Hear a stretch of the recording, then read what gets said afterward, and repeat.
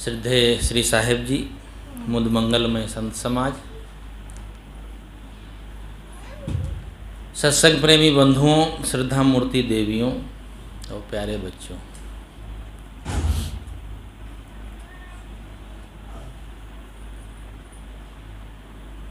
सदगुरु कबीर साहब की 4 पंक्तियां हैं।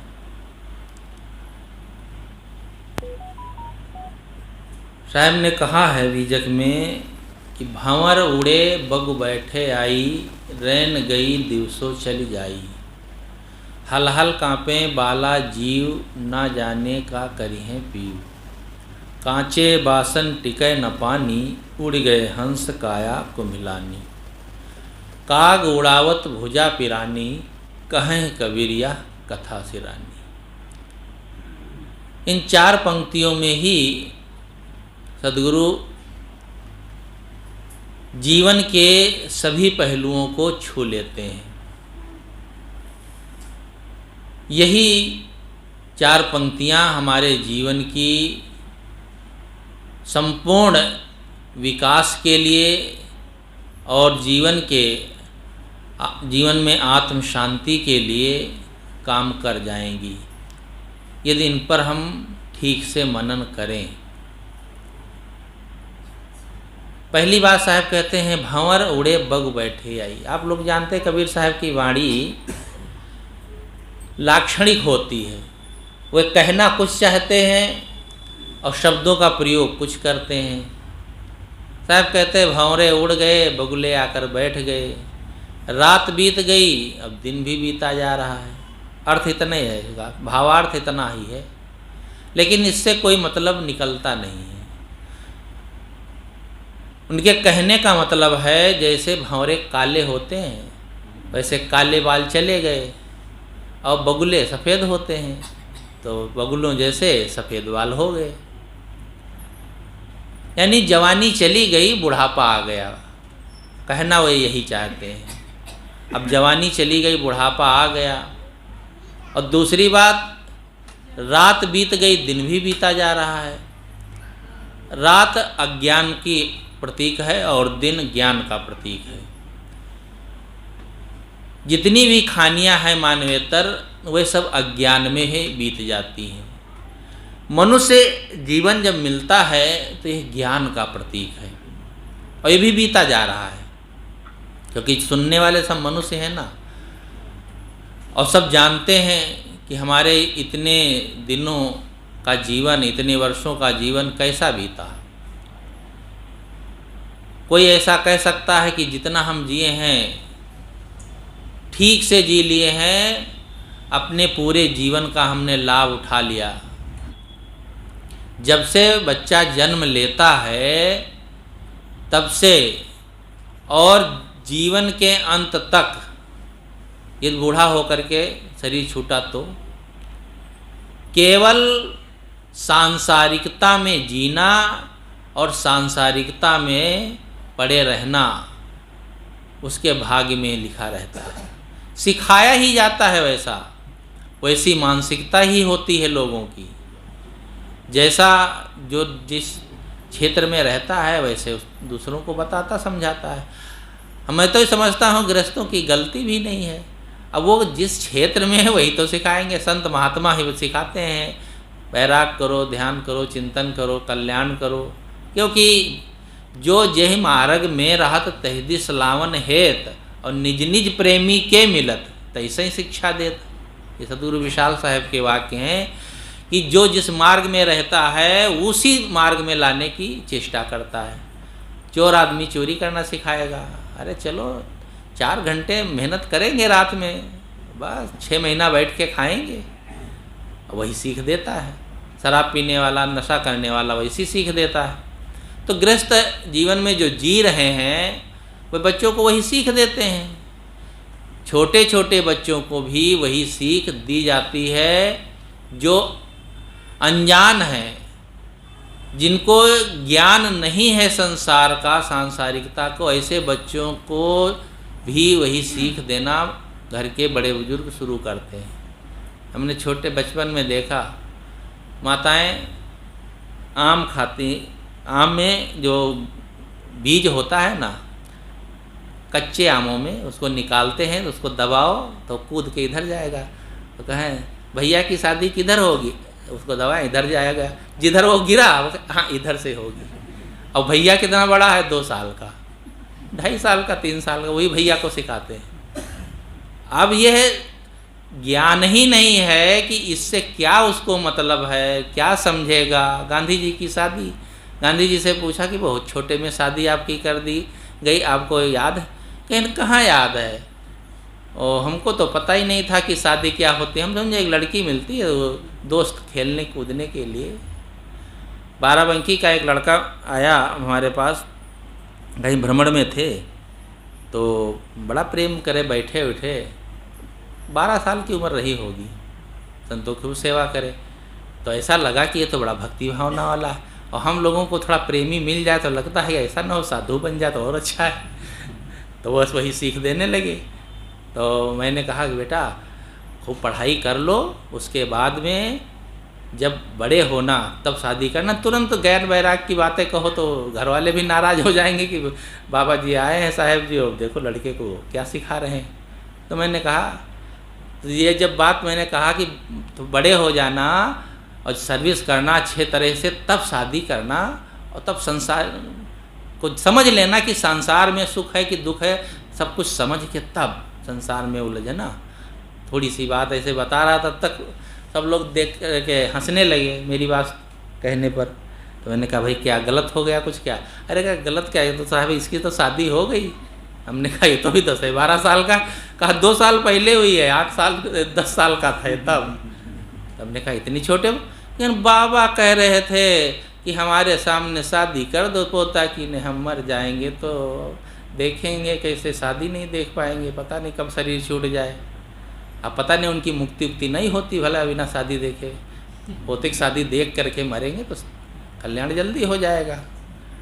अब बताओ। हमने कहा क्यों तुमने मना नहीं किया? कहा हमें क्या मालूम, मामा गोदी में लेके घुमा रहे थे, हम तो सो गए थे।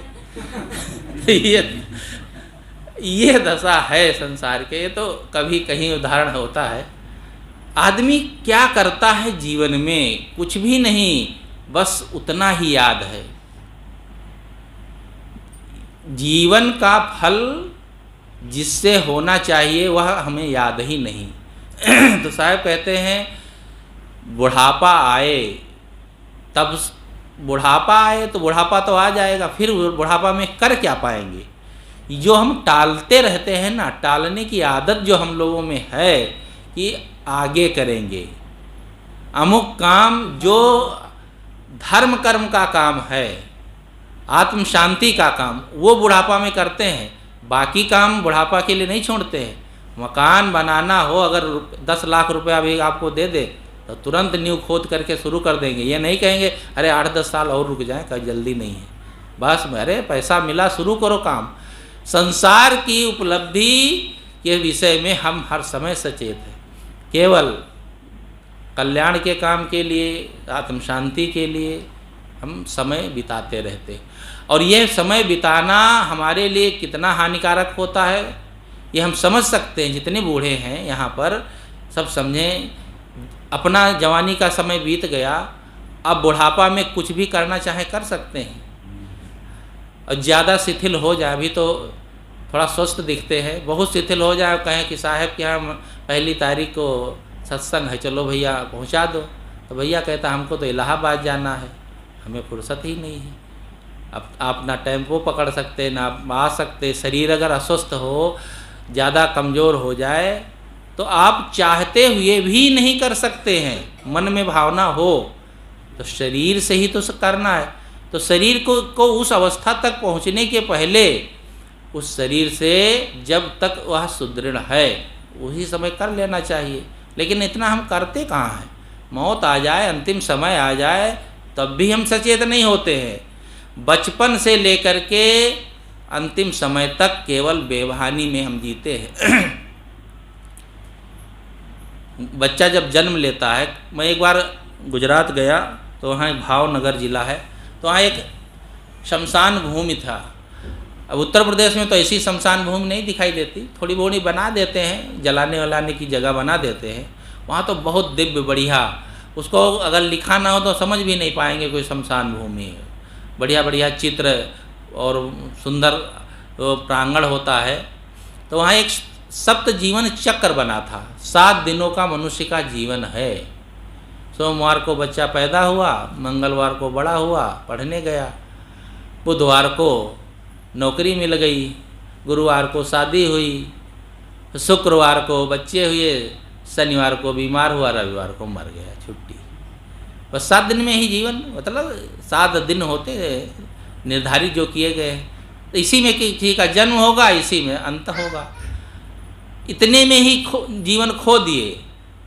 इसीलिए अकबर इलाहाबादी एक कवि हुए हैं, उन्होंने बहुत बढ़िया कहा है कि ओ मेरे अहबाब क्या कार्य नुमाया कर गए, ओ मेरे अहबाब क्या कार्य नुमाया कर गए, बीए किए नौकर हुए पेंशन मिली और मर गए। बस पढ़े लिखे नौकरी चाकरी, और पता नहीं उस समय पेंशन मिलती रही होगी, तब वो कहे होंगे आप तो पेंशन भी नहीं। बस जीवन का अंत होगा, इससे पहले हम सावधानी बरत ले। तो भंवर उड़े बग बैठे आई, जवानी जब बचपन में जो बच्चे होते छोटे तो उनको ज्ञान नहीं होता है, अज्ञानता में जीवन जीते हैं, इसलिए उनको कह सकते हैं कि अब हम समझदारी ही नहीं है तो कैसे भजन भक्ति करें। चलो ठीक है, लेकिन जब समझदारी आ जाती है तो समझदारी किसकी आती है? सांसारिकता की ही तो समझदारी आती है। अब बस उसी में हम पड़ जाते हैं। पढ़ा लिखा करके लड़कों को, अभी साहब कह रहे थे, जो पढ़ा लिखा के उन लड़कों को क्या बना रहे हैं? पैसा कमाने की मशीन। जैसे शरीर है ना, फैक्ट्री चलाने की मशीन, हमने कहा ना ये शरीर वह फैक्ट्री है जिससे प्रोडक्शन होता है, कोई काम का नहीं। दुनिया में जितने प्रोडक्शन होते हैं फैक्ट्रियों में, कच्चा माल जाता है, वहाँ पे बढ़िया पक्का माल निकलता है, पत्थर मिश्रित लोहा जाता है, लोहा मिश्रित पत्थर होता है, उसको गला करके फिर सरिया बनती है, लोहा निकलता है, और बहुत सी चीज़ें, मतलब कम कीमत की चीज़ें जाती फैक्ट्री में हैं और बढ़िया अधिक कीमत की चीज़ें बन के निकलती हैं। लेकिन ये शरीर में बढ़िया खीर खाओ, हलवा खाओ, बादाम खाओ, और बनता क्या है? मतलब ये बिल्कुल उल्टा है। ये शरीर रूपी फैक्ट्री, तो जो इसमें डाल दिए तो बस उसका जो प्रोडक्शन होगा वो कोई पैसे वाला नहीं है, कोई छुएगा भी नहीं। और जब ये जानते हैं कि इतनी अच्छी अच्छी चीज़ों को ये शरीर बेकार कर देता है, इस शरीर का कोई मतलब नहीं है कि ये शरीर से जो संबंध रखे, इतने जड़ तत्व की चीज़ें वो भी बेकार जाती है। तो ये शरीर किस काम का है?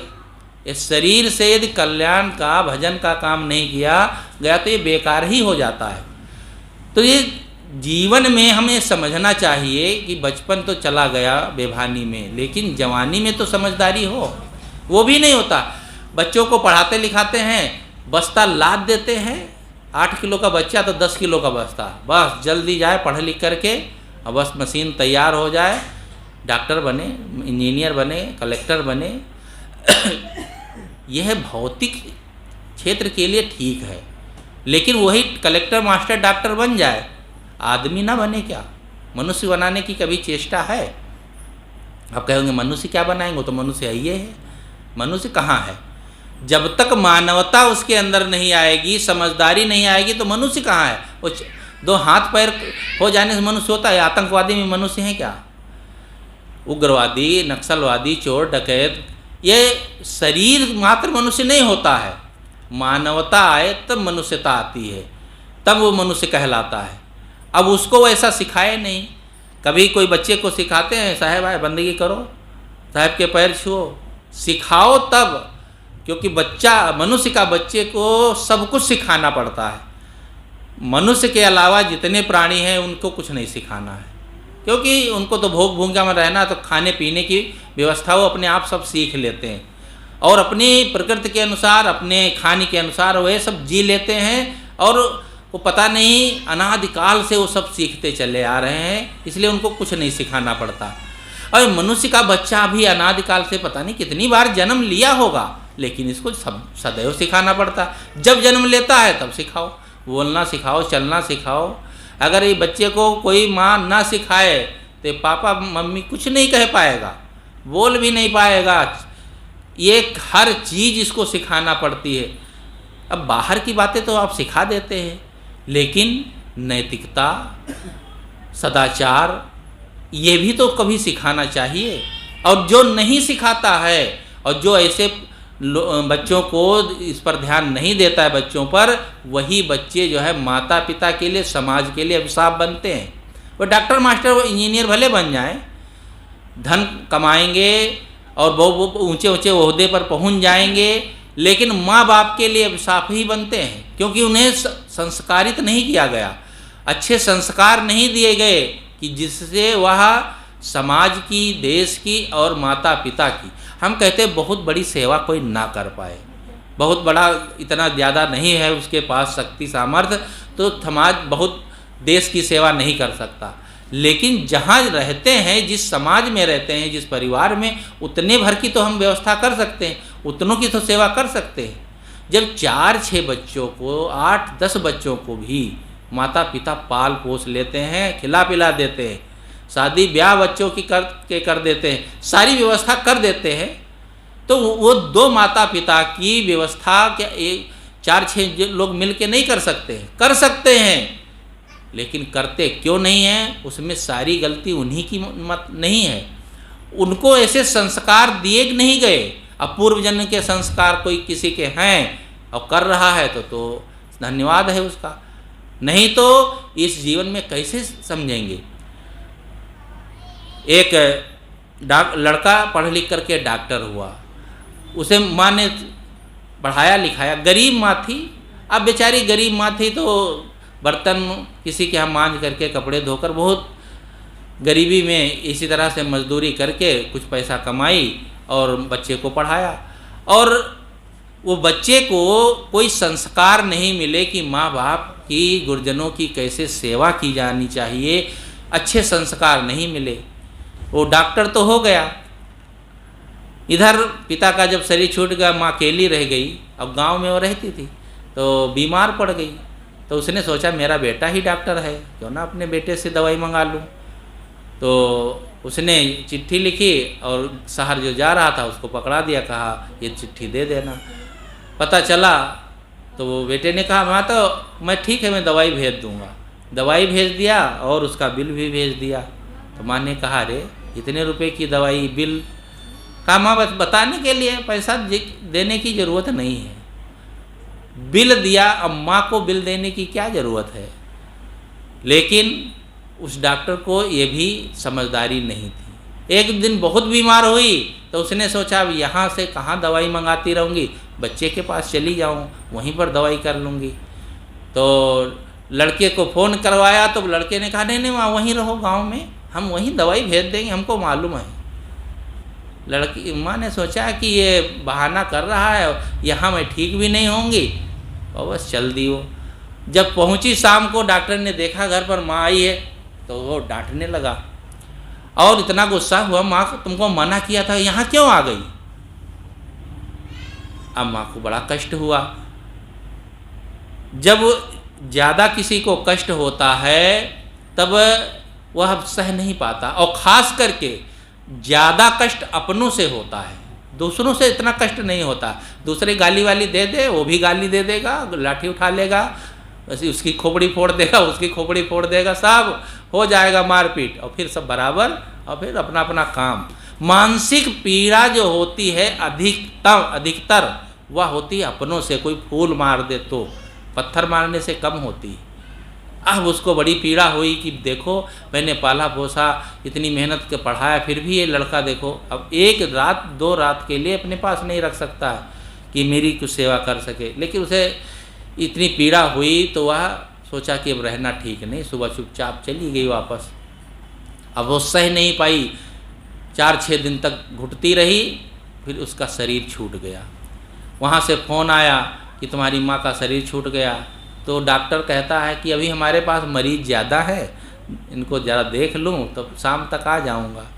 घर वालों ने सोचा कि ये तो बिल्कुल सेवा करता ही नहीं, क्या इसका इंतज़ार करना है। उसके परिवार वालों ने माँ का दाह दफन कर दिया। जब शाम को पहुँचा तो कहता है चाचा जी ये बक्से का बक्से में ताला लगा है, माँ जी ने चाबी दिया कि नहीं? उसके चाचा को बड़ा गुस्सा आया, कहा अरे मूर्ख कहीं का, तू डॉक्टर हो गया और तुझे तनिक भी समझदारी नहीं, माँ के बारे में तो कुछ नहीं पूछ रहा है, और तू ताला खोल करके इस बक्से में कुछ रखा हो, माने उसकी चाहत करता है, इसलिए तू चाबी चाह रहा है, और तेरे पास में माँ गई तो क्यों भगा दिया? माँ बहुत दुखी थी, कुछ लोगों को बताया होगा घर में जाके कि हमको भगा दिया। मैं जानता हूँ क्यों भगा दिया, क्योंकि तेरी माँ जो थी कानी थी, उसकी माँ के एक आँख नहीं थी, तो कानी थी तो बदसूरत लगती थी, तो उस अभागे को ये लगता था कि यदि ये माँ रहेगी, हमारे मित्र और लोग आएंगे तो देखेंगे इसकी माँ तो बदसूरत है, कानी है, बड़ी लज्जा लगेगी। माँ के लिए भला इसमें लज्जा की क्या बात है, लेकिन उसकी समझ जैसी। तो वो चाचा ने कहा बेटा भैया तूने माँ को जो भगा दिया तो यह बता, इसलिए कि लज्जा तुझे लगती थी, बदसूरत थी माँ, लेकिन ये माँ की आँख फूट कैसे गई, ये बदसूरत हो कैसे गई, इसके बारे में तुझे कुछ पता है? कहा मुझे क्या पता। कहा इसीलिए तो, अगर तुझे पता होता तो ऐसा तू नहीं करता। मैं बताता हूँ, तू जब छोटा था तो गिल्ली डंडा खेल रहा था तो वो लकड़ी उछल करके तेरे आँख में लग गई तो तेरी आँख फूट गई थी। अब तुझे तेरी आँख में उस आँख से दिखाई नहीं दे, कानी हो जाए, आँख जब फूट जाए तो एक आँख से बदसूरत तो चेहरा लगता है। तो लड़के चिढ़ाते थे पप्पू काना काना, और तू रोता था, माँ को बड़ा कष्ट होता था। माँ बहुत प्रयास किया, कोई उपाय नहीं चला। डॉक्टरों ने कहा भाई इसकी आँख ठीक नहीं हो सकती।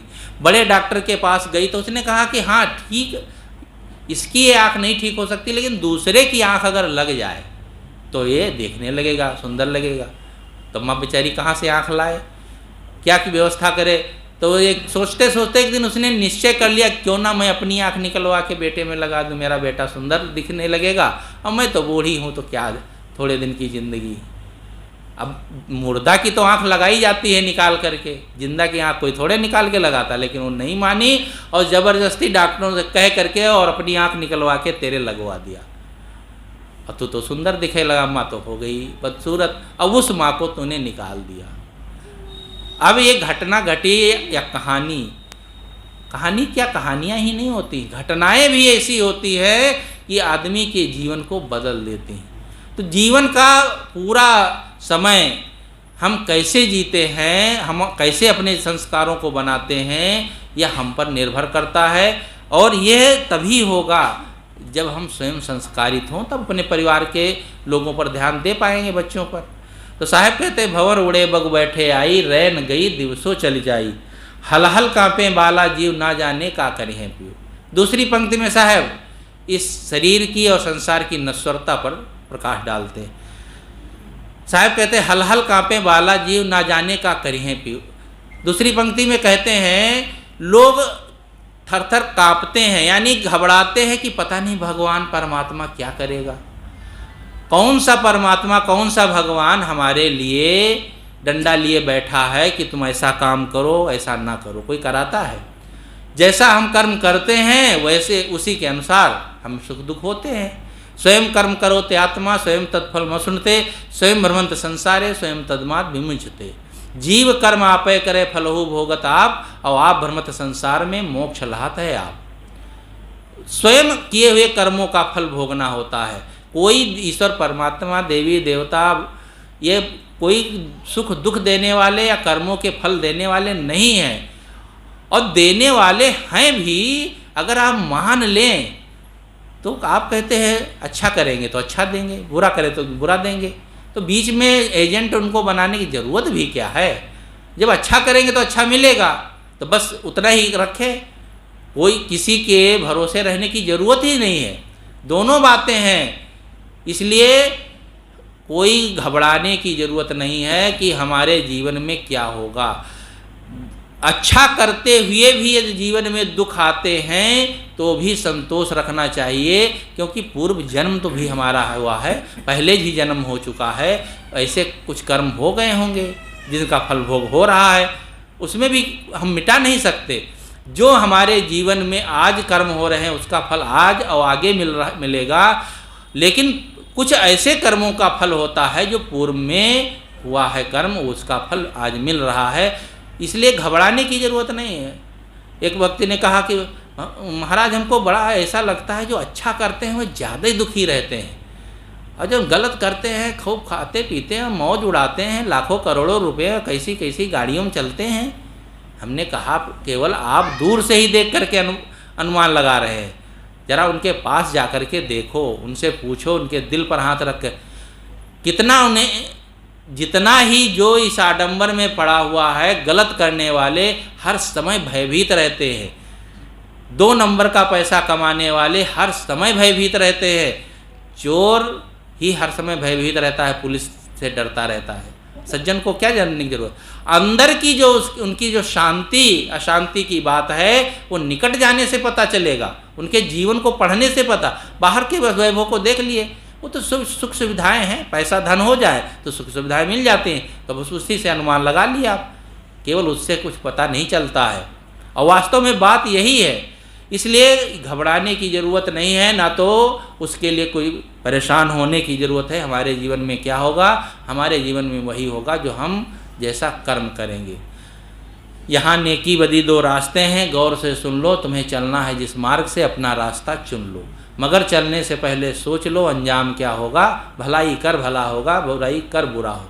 हम लोग बहुत कुछ कह डालते हैं, बहुत कुछ कह देते हैं, लेकिन ये थोड़ी बात हमारे समझ में आ जाए तो कुछ जितना कुछ कहा जाता है उसी में सिमट जाता है। 4 वेद 6 शास्त्र में बात मिली है 2, और सुख दीने सुख होत है, दुख दीने दुख हो। बहुत धर्म की बात, अध्यात्म की बात, कल्याण की बात बहुत थोड़ी है, बस थोड़ा हम समझ लें, बस हमें शांति रहेगी और जीवन का हमारा जो उद्देश्य पूरा हो सकता है। लेकिन उतना हम समझते नहीं हैं, बस केवल औपचारिकता निभाते रहते हैं। ये कितने लोग आते हैं, ना तो उनको पढ़ना, ना लिखना, ना सुनना, कुछ नहीं, ऊंची ऊंची बातें करेंगे, ऐसे प्रश्न करेंगे, लगता है कि बहुत अध्यात्म के जानकार हैं, ये अध्यात्म के विषय में बहुत जानना चाहते हैं। केवल जानकारी से कुछ नहीं होता है, उसको जीवन में अपनाने से। तो हल हल काँपे बाला जीव, ना जाने का करें पीऊ, कांचे बासन टिके न पानी, उड़ गए हंस काया को मिलानी। जैसे कच्चे घड़े में पानी नहीं टिकता है, वैसे शरीर में जीव नहीं टिक सकता है। इस विषय पर कई प्रवक्ताओं ने अपने विचार रखे। जीवन की अंतिम स्थिति को हम नहीं समझ पाते हैं, और जीवन का अंतिम स्थिति जो समझ लेता है वह गलत नहीं करता है। जो अंतिम की बात याद रखे, सदगुरु कबीर साहब जीवन में अपने आप को याद रखना, अपने राम को याद रखना, और इस बात को याद रखना जीवन का अंत होगा तो हम कैसी हमारी स्थिति होगी। जीवन के अंत को याद रखेगा तो आदमी कभी विचलित नहीं होगा, गलत नहीं करेगा। लेकिन उस बात को कौन याद रखता है, मौत की कहाँ याद रहती है। और याद रखना क्या, याद करने की ज़रूरत ही नहीं समझते हैं।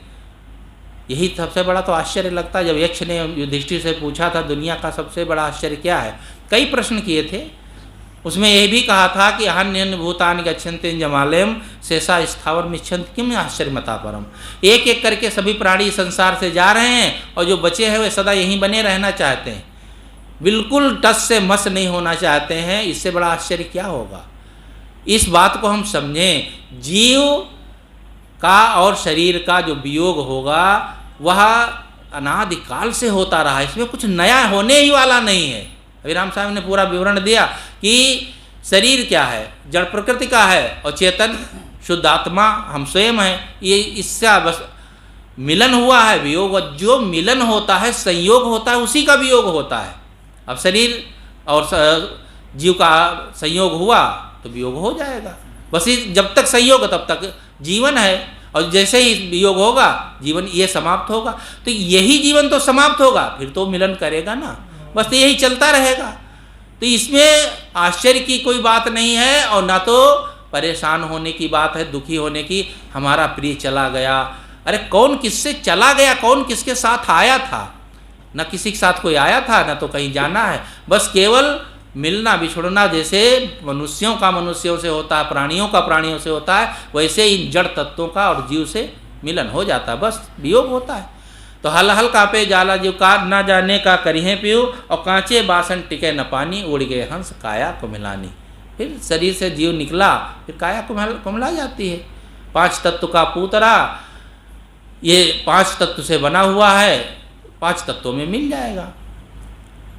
काग उड़ावत भुजा पिरानी, कहें कबीर या कथा सिरानी। अंतिम में साहब डंडा मारते हैं, कहते हैं मूर्ख, पूरा जीवन कौओं को उड़ाते उड़ाते बीत गया। खेत में, आपके खेत में बीज ना डाला गया हो, कोई फसल ना हो, और कौओं को उड़ाएं आप बैठ करके, कोई आदमी पत्थर लेकर के चिड़ियों को उड़ाए तो कहेंगे तो मूर्ख ही है।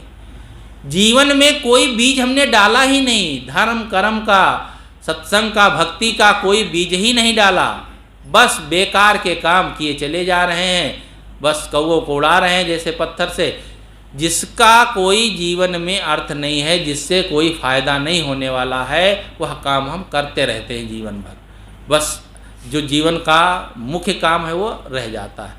तो काग उड़ावत भुजा पिरानी, कहे कबीर या कथा सिरानी।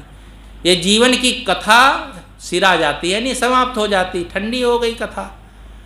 जीवन की कथा खत्म हो उससे पहले अपने मन की व्यथा खत्म हो जाना चाहिए। हमारी जो मन की व्यथा है, मन का रोग है, मन की अशांति है, वो दूर हो जाए, फिर जीवन की कथा जब मन खत्म होना होगा अपने आप हो जाएगा। उसके लिए कुछ सोचना है ना, तो चिंता करना है। तो जीवन की कथा खत्म हो, जीवन हमारा समाप्त हो, जीवन का अंत हो, उसके पहले हमारे बंधनों का अंत हो जाना चाहिए। ये हमें निश्चित सोच लें। यह मन से होगा, बाहर से करने से, बाहर का तो ये एक उपदेश दिया जाता है, कुछ समझ बात कह दी जाती है, और संत लोग ऐसा नहीं केवल कहते हैं, ये भी ध्यान रखना है। संत लोग कहते हैं और साथ साथ करके दिखाते भी हैं, जीवन को ऐसा जी के दिखाते हैं। अगर आदर्श ना हो संतों का तो हम कैसे जानेंगे। सदगुरु अभिलाष साहब के शरण में कई वर्षों तक रहना हुआ, उनके आदर्शों को, उनके जीवन को देख करके ही श्री राम साहब ने जीवन दर्पण जो लिखा, साहब के कुछ संस्मरणों का और भी बातों को मैंने पहले ही पढ़ लिया था पूरी पुस्तक, अभी 1.5-2 महीने से फिर उसको पढ़ने का मन हुआ, पढ़ रहा हूँ। तो एक एक बात ऐसा लगता है कि उन महापुरुषों के केवल जीवन के संस्मरण, उनके आदर्शों को बस उतार लें, फिर और ज्ञान ध्यान की कोई अलग से ज़रूरत ही नहीं रहती है। और ऐसे आदर्श जिसके सामने उपस्थित हुए हों और जो जिसको इसे जीने का मौका मिला हो, वह तो सौभाग्यशाली है। और हम सब नहीं, ऐसा किसी के पास अवसर नहीं मिला, लेकिन उनके जो आदर्श रूप में, उनके पग चिन्हों पर चलने वाले आज जो संत महापुरुष हैं, उनके विचारों से, उनके जीवन से भी हमें सीख मिल सकती है, और हम ऐसी सीख लें जिससे कि हम सब अपने उद्देश्य में, अपनी मंजिल तक पहुंचने में कामयाब हों। बस इसी के साथ अपनी बात में समाप्त करता हूँ। बोलिए सद्गुरु देव की जय।